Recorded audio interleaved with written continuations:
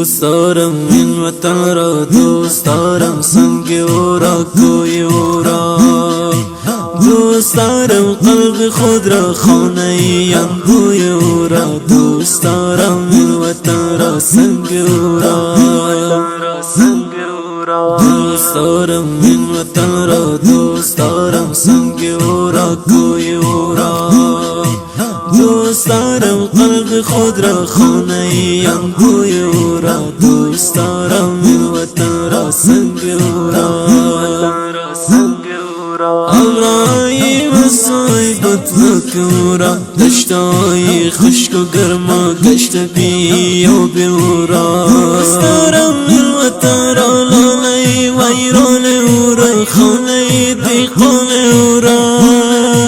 در برازاده کوی سنغرش های های چوپان او را، بهمن و توفان او را، غرش و نسیان او را.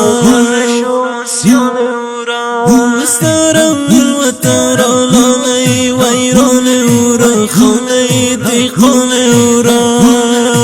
در برازاده کوی سنغرش های های چوپان او را، بهمن و توفان او را، غرش و نسیان او را. دوست دارم این وطن را، دوست دارم سنگ او را، کوی او را.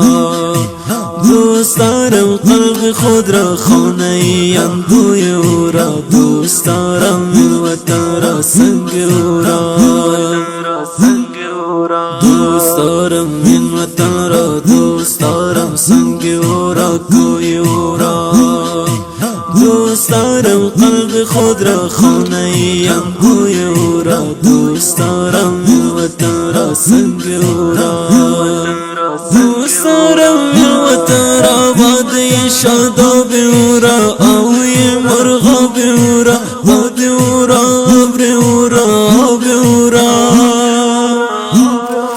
دوست دارم این وطن را، باده شاداب او را، آوی مرغاب او را، باد او را، ابر او را، آب او را.